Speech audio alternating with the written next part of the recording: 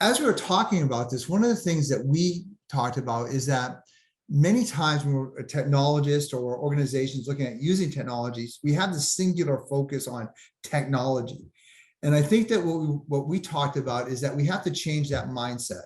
You know, we can starting with the end in mind. We start putting our focus on our employees and making sure they're taken care of so they can take care of our clients. But really what we want to do is we want to be able to what we call triangulate on success.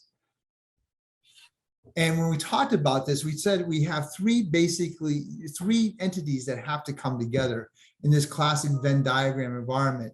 So Michael, when we were talking about this, you brought up some interesting points about bringing the patients and employees and the organization itself together. Could you share a couple of those thoughts with us? Sure. As I think about it, certainly here at community medical centers, one of the things that I've tried to do is, engage the employee base and open the transparency or improve the transparency of decisions around technology acquisition and implementation. And so what that did is that brought some more knowledge to me to inform the conversations I would have with potential vendors. But it also indirectly provided me with a view or a window into what the potential impacts could be on the patients. The other thing that it illuminated was the need to really be an active and somewhat aggressive change agent, pleasantly, to the extent that you can, to bring all of these together and then to find that nexus that's shown here on the diagram where the three intersect, right? And once you're able to move the organization, the employees and the patients into that space, now, to use an old cliche, you're cooking with gas at that point, right? And so that means a lot more emphasis on interpersonal communication, telephone calls, face-to-face meetings, the water cooler conversations that don't happen as often because not as many people are in the building at the water cooler.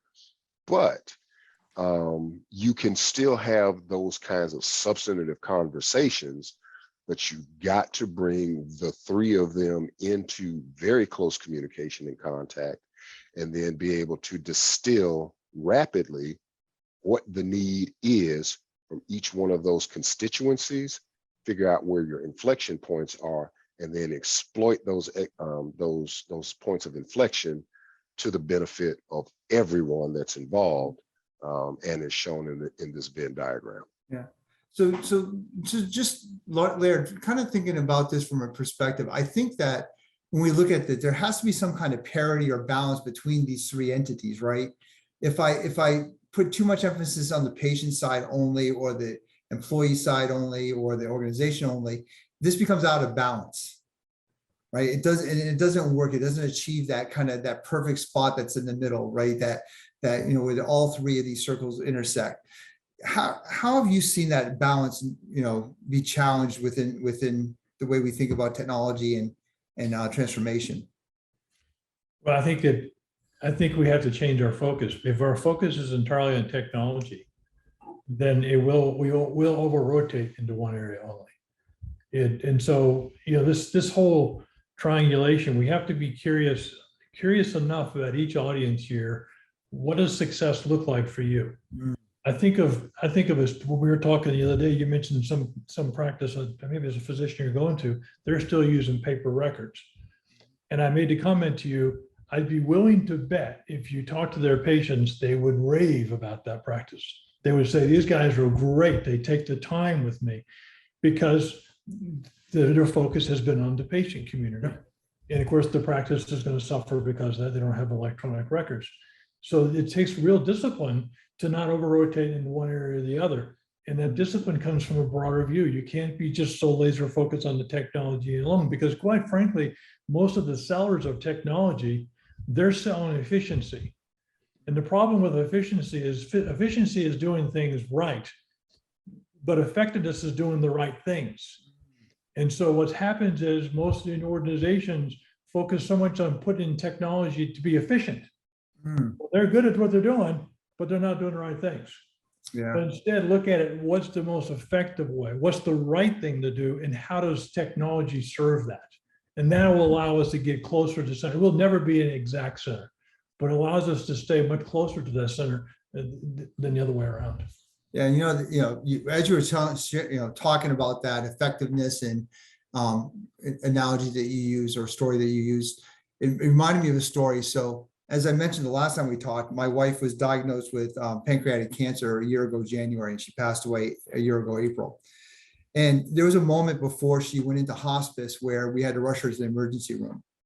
And because of COVID protocols and all the things that needed to take place at the organizational level of the hospital, I wasn't able to be with her through critical times during this portion. They reran every single test that she had done, blood work and CAT scans and all kinds of stuff. I'm out in my car waiting to get any update. But I have this application that they gave me that I could log in to look at the results of the lab work. So I'm in the car, and for about 5 or 6 weeks, I've been looking at these lab results nonstop.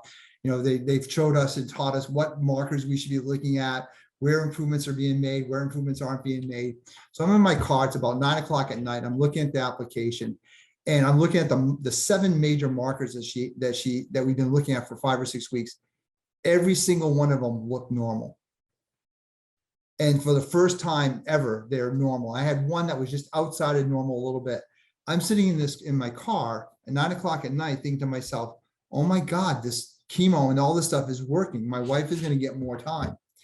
So now what happens is I can't see my wife. I can't talk to a doctor. I go home. I'm in a great mood. Next morning I get up. I'm trying to get in touch with anyone. I can't talk to anyone. I don't finally talk to a doctor until 4:30 the following evening. 4:30, the message they give me is that my wife is dying. She has weeks to live and she needs to be placed in hospice now. Now think about this, how this was completely kind of out of sync. I was getting real-time information that was fantastic, but I had no context to that information.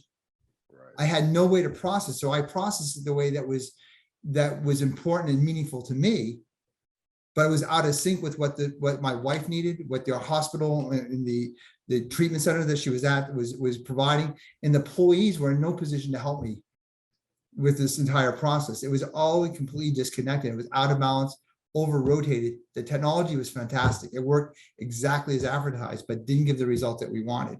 So it made it very, very challenging. And that's what we have to stop that, kind of be able to build that. What's the better model? If I start with the end in mind, someone's going to look at this results and there's a question, who do they talk to? Right? That's a big part of this whole process. So it just can't be the technology conversation that we've been talking about.